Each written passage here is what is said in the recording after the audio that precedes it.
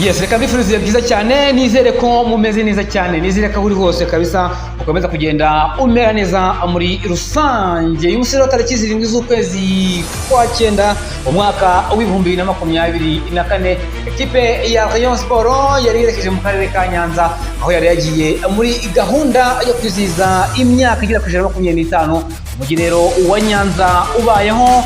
Uhurana kandi nanone na ekipe ya Rayon Sport cyangwa se igikundiro kwivuko, no munsi wa ekipe ya Rayon Sport iza mu karere ka Nyanza ikaba yakina umukino wa gishuti ugiye itandukanye rero kugira ngo nanone kandi yiyereka abakunzi bayo ba gakondo. Boro kandi uko byari bimeze ni nyine n'umukino waje kuba uhuza ekipe ya Mukura Victory Sport ndetse n'ikipe ya Rayon Sport kuri uyu munsi. Akaba rero ari match yabereye kuri stade y'akarere ka Nyanza.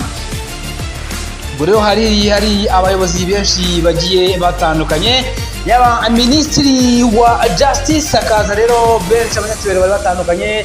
Namubonye meya w'akarere ka Nyanza, akaza meya w'akarere ka Huye, akaza meya w'akarere ka Nyaruguru. Abo bose rero n'abanyacyubahiro bari bagiye bahari ndetse n'abandi benshi batandukanye bari baje kwihera rero amaso umukino ikipe ya Rayon Sport ihoragamo na ekipe y'abavandimwe ya Mukura Victory Sport. Rero kandi ni byinshi byagiye bihavugirwa birumvikana, dore ko rwose rero hari na gahunda yo kurwanya cyangwa se yo kurwanya ihohoterwa rikorerwa abana, inda zibaterwa rero ziba zitateganijwe birumvikana. Ubwo rero ubutumwa bwinshi bwagiye ko bugenda buhatambuka muri rusange hamwe na FXB Rwanda. Ubwo rero match yaje kuba itangira ku isaha y'isa 9 birumvikana, match yari ikomeye cyane, match abafana ba ekipe ya Rayon Sport bari bategereje kureba yuko byaza kuba cyangwa se baza kuba abitwara neza, dore ko bari bamaze imikino igera kuri 2 badatsinda cyangwa se batabona amanota agera kuri 3, dore ko bamaze gukina imikino rero igera kuri 2 muri shampiyona y'u Rwanda, ariko yose bagiye bayinganya. Kuri uyu munsi rero ekipe ya Rayon Sport yaje kuba yitwara neza itsinda ikipe ya Mukura Victory Sport ibitego bigera kuri 2 yose kuri kimwe. Ubwo kandi ni umukino nyine watangiye ku isaha y'isa 9 birumvikana. Abasore rero bagiye kuba babanza mu kibuga kwa n'ikipe ya Rayon Sport yasaga naho n'undi iri mu rugo. Ubwo mu izamu rya ekipe ya Rayon Sport harimo umuvandimwe yitwa Kadime Ndiaye, ni umuzamu rero yari mu izamu birumvikana. Kuri kabiri hari Serumogo ari mu gihe kandi Ganijuru eri ishimwe ari kuri gatatu, mu gihe kandi umuvandimwe nanone yitwa Yusudian, akaza umuvandimwe yitwa Omar, akaza Ganijuru ishimwe eri nkuko nayo namuvuze, akaza Niyonzima Olivier SF, akaza ishimwe Fiso, akaza Basani Azize, akaza Adama Bagayogo, akaza Apollo Jesus ndetse na Charles Bare.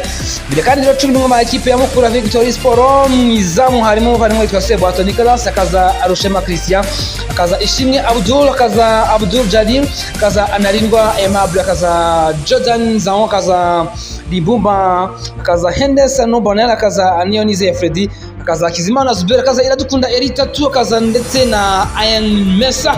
Aba rero nibo basore ba ekipe ya Mukura Victory Sport baje kuba ababanza mu kibuga.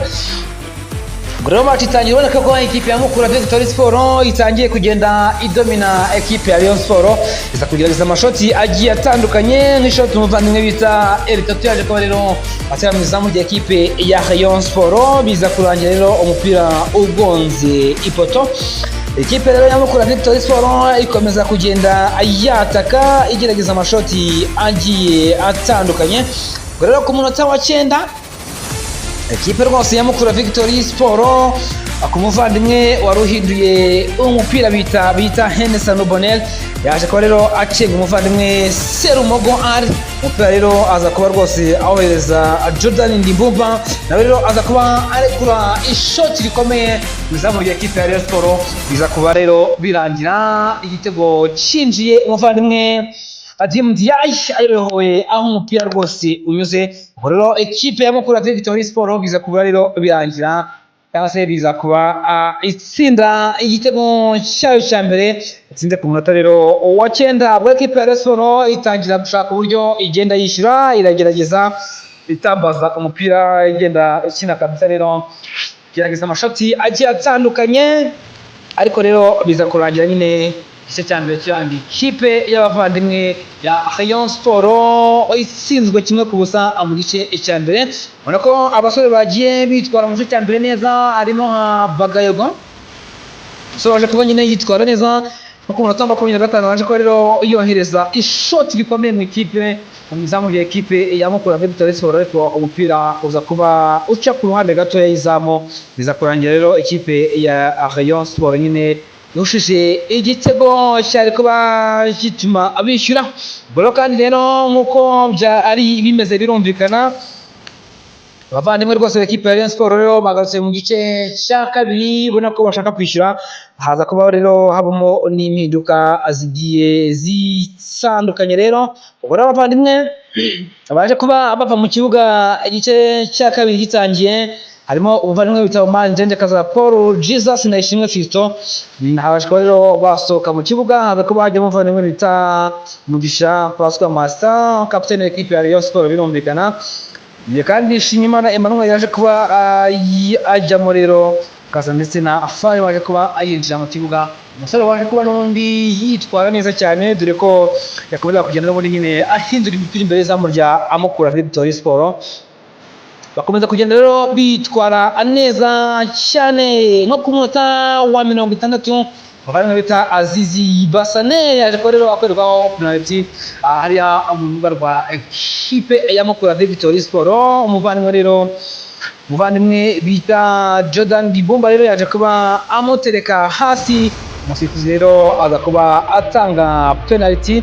Umuvandimwe rero bita Charles Bare aza kuba ayiteye izamu rya Mukura. Rero umuvandimwe bita Nicolas aza kwikuramo, ariko umusifuzi aza kuvuga ko umusore bita Nicolas Seboaso yaje kuba ava mu izamu atazasifura. Penalty isubirwamo, birangira rero Charles Bare waje kuba rero yinjiza penalty neza cyane. Ekipe ya Rayon Sport iza kuba rero yishyura. Ubwo rero kandi ekipe ya Rayon Sport rwose nyuma yo gusimbuza abasore batandukanye, ubona ko tangiye kugira icyizere cyo kuba yaza gutsinda.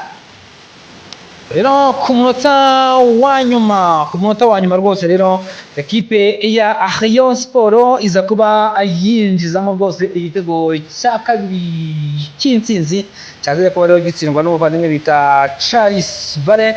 Banako n'umusore rwose wari waje kuba nyine ahirwa n'umukino birumvikana, baje gutsinda ibitego bibiri yose wenyine. Rero nuko rero umuvandimwe rwose aza kuba rwose yitwara neza cyane muri rusange. Ngo rero abana ekipe ya Mukura Victory Sport batakinnye nabi, abasore rwose nk'aba L3 baje kuba bigaragaza neza cyane, abana nk'aba Boneri baje kuba bigaragaza neza cyane. Ariko ekipe ya Mukura nayo nziza cyane, ekipe izatanga akazi muri shampiyona. Abasore bahuza umukino kandi ubona ko atambaza umupira neza cyane rwose. Ariko ekipe itoroshye, ekipe rwose nabonye izaba ari nziza muri shampiyona yo kwitega.